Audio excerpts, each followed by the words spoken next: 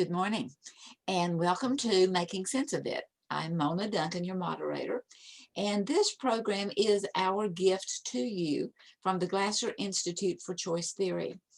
Each Wednesday, we have a staff member come on and tell us about the concepts of Dr. William Glasser and how it has worked in their life, and they've seen it work in the lives of students and clients and the world at large. So welcome to everyone.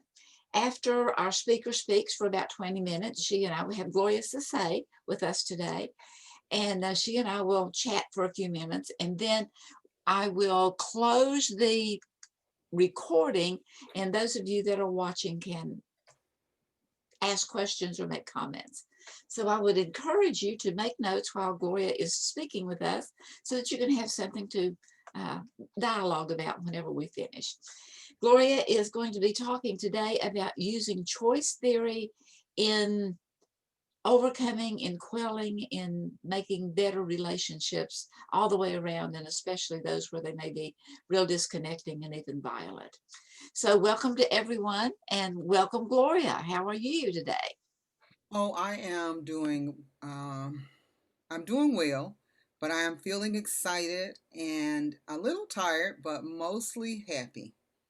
And I do that because one of the things that we really try to teach children and the adults that we work with is to identify the emotion, the real emotion that they're experiencing, so that they can then regulate their responses to those emotions. So, the conversation I would like to have with you all today centers around a interpersonal violence or family violence or domestic violence. It's called by several different names. However, what the Center for Disease Control has asked us to do is to use one name, interpersonal violence, to identify what it is that we're discussing so that as we do, especially as we do research, so that as we research on it, they can pull all the information together. So I am shifting. When I started doing this work, they used wife batterer or wife beater. And now they've moved up to interpersonal violence. And so I'm shifting the way that I talk about this topic from domestic violence or family violence to interpersonal violence. I believe that choice theory and reality therapy are perfect vehicles through which to teach individuals who have relationship issues how to change those relationships, how to change the way that they respond to people.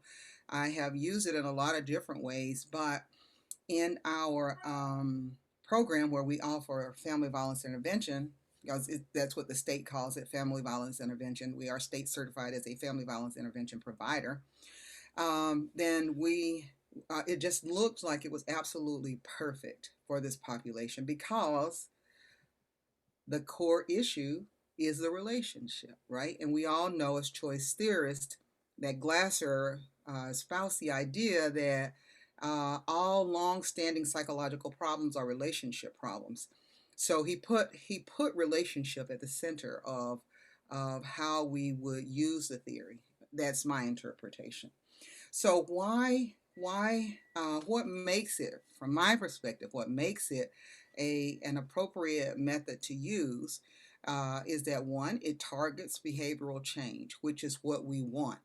We want people to learn how to use more of the connecting habits as opposed to disconnecting habits in their interpersonal relationships. It's present and future focused, tells people that they've got to be, what's going on is happening right now, and this is what you actually can control and change. It's really appropriate for this population. I really can't wait to tell you how some of the things that we do, but I'm going to tell you in just a minute. I teach my participants, because we're not allowed to call them clients because this is not therapy. Family violence, according to the state of Georgia, is an educational course. It is not therapy.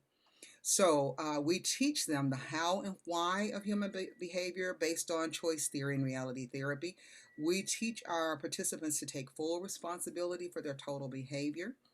We tell them that we're going to minimize excuses, and oftentimes people who are convicted of a family violence or an interpersonal violence incident or come in and they want to tell you that I was drunk when I did it, I was high when I did it. Sure, those things are probably true, but before you drank or used, you knew what was going to the impact that it would have on your behavior. So we minimize that. You can't use that as an excuse when you come into our program. Yeah, people try. We have a lot of conversations around it, but ultimately, um, we all come to some agreement, and then there are clear boundaries around what it is that we do.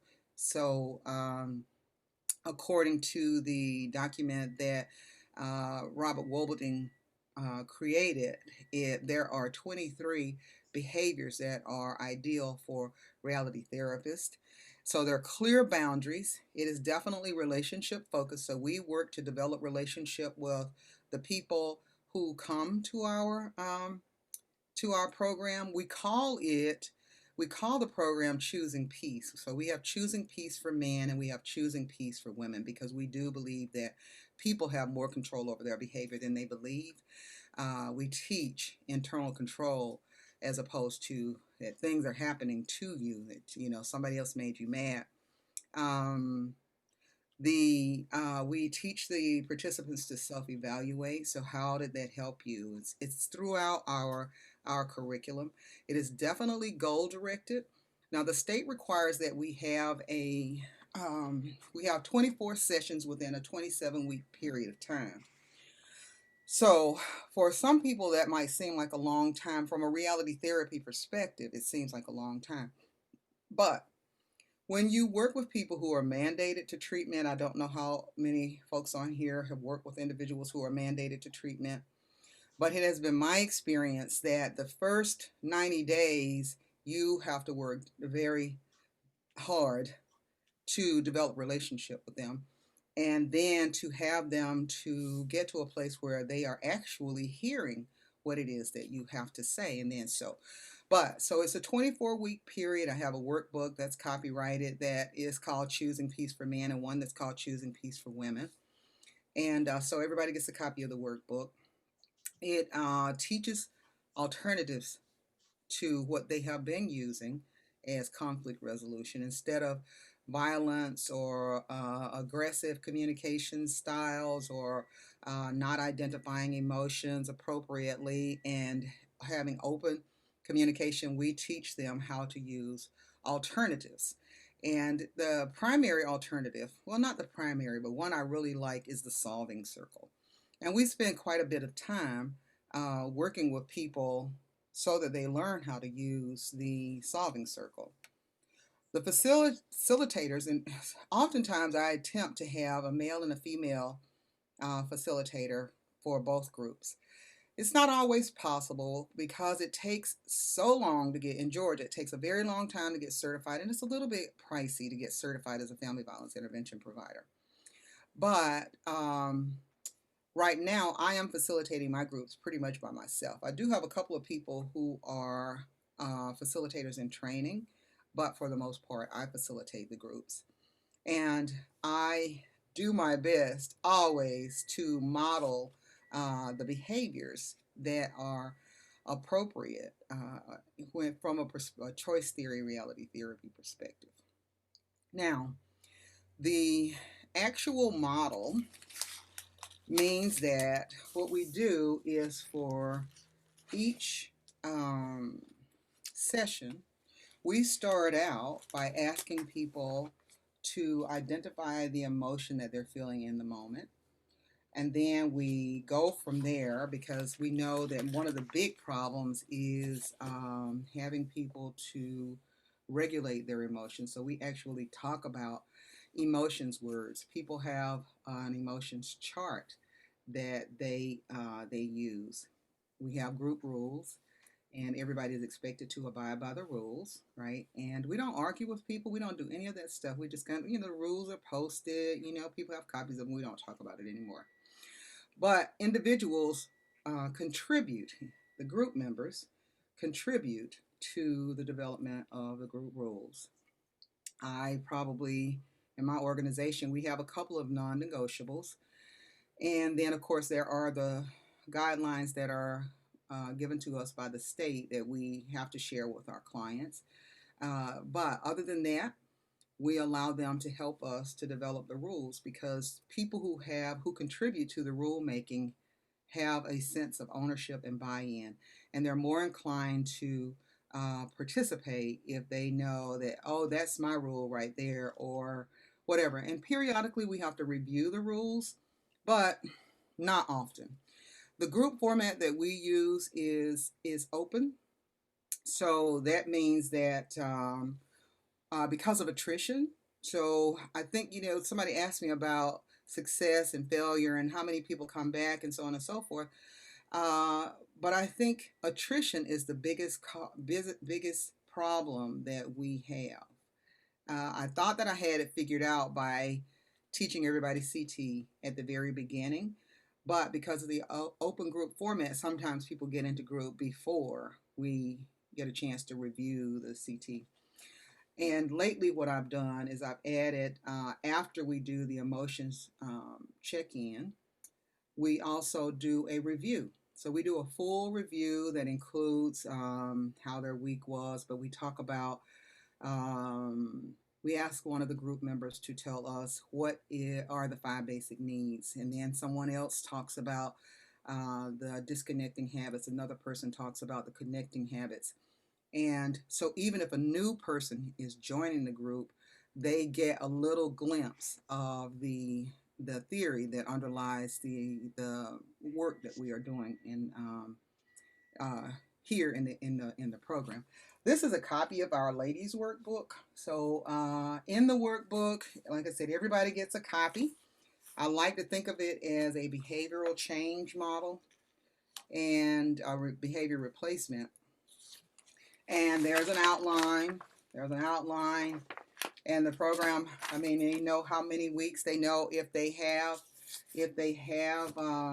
miss a session, then they have a workbook, and they know to just go to the next session. The one they miss goes to the end of the process. Now, so everybody comes prepared. That's our between session work, because we know that spending an hour and a half with 8 to 16 people doesn't mean they're going to learn what they need to learn.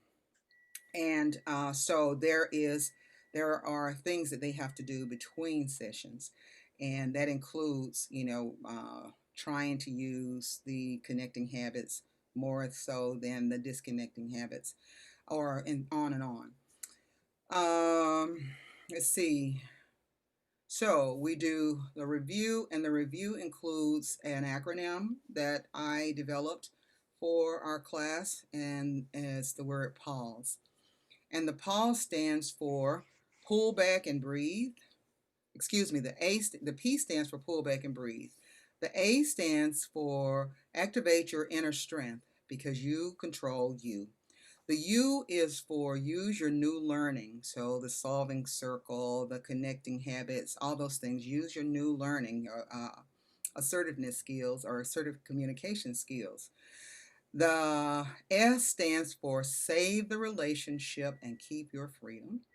The E stands for evaluate your options, because what happens way too often with the people that we work with who have perpetrated an interpersonal violence incident, they felt like they didn't have any choice. One, they felt like that somebody else made them angry, but yeah, that's not true. So and what I'm hearing since I implemented the pause is that the participants, male and female in our groups, are really appreciative of the pause. They use it every day. I actually mentioned it in the training I was doing this morning on eliminating violence among young public school students, and they liked it.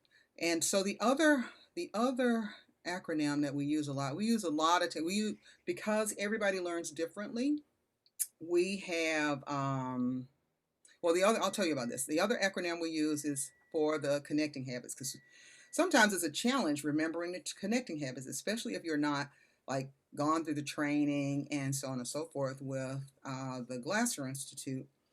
So for months, I have been kind of trying to figure out a good acronym that I could introduce to our participants, and my daughter helped me come up with something, and it's antlers. And I thought it was just absolutely appropriate. The guys chuckled. I actually wore antlers in the group that day when I told them about it. And so, and so then they remember the connecting habits, right? So antlers, we're in the South, right? People like deer hunting. All right. So the A stands for accepting. The N stands for negotiating differences. The T stands for trusting. L is listening. E is encouraging. R is respecting. And S is supporting.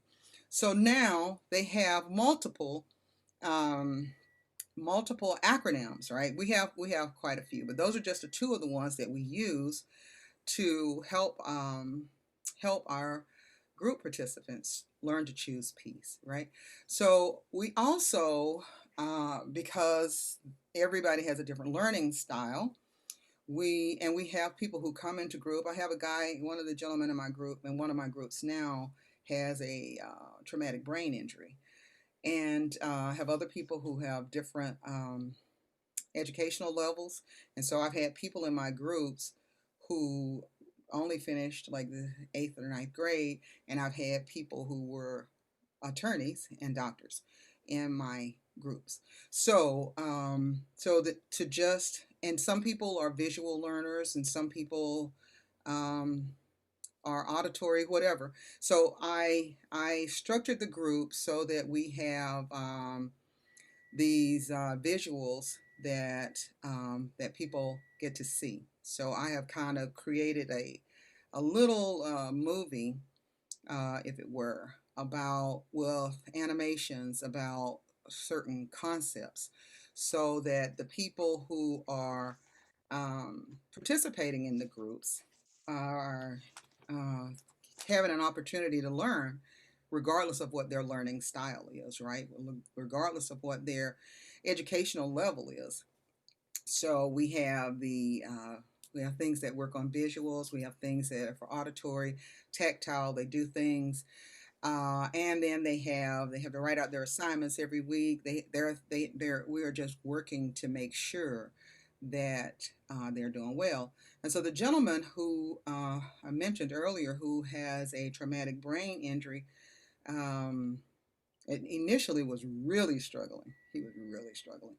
But when I started to show him the videos and have one of the group members read information, he got it. Now, the next week we may have to do it again, but after a few times he has the information. When we were in class on Monday, he said he was telling the group members. I was just amazed. He was telling the group members about using the connecting habits and about using the solving circle and all the things. He said her asking us these questions at the beginning of every session really helped to maintain the information. We also cover trauma, because many of the people that I work with have experienced some form of trauma. They may not have, but what we also want them to understand is how trauma impacts the brain and the body. And so they know then what it is they've done to the people that they've caused harm to. We talk about, I'd have to flip through the workbook. We do a lot of stuff. We talk about, the impact of interpersonal violence on children, and then how to parent children who have been traumatized by interpersonal violence. And I think I'm almost at my 20 minutes, or do I have some more minutes? Well, I was wondering, are you going to give us some actual teaching there? What are some of the impacts? The impacts on the clients? Right. Oh man, okay. So I can tell you that I have had people who came into the group who were, I mean, just decidedly aggressive, right? And they told me, I had this one guy, and he was a part of the LGBTQ plus community, and he sat in class and he cried. He said, "Why didn't somebody teach me this when I was a kid? I would never have gotten into this trouble if I had known how to have relationships without using violence. Right. Actually, what I'd really like for you to do is to share with us kind of the both and the impact that all of this has on you while you're engaged in it, and then Hmm. the impact once you begin to learn and change.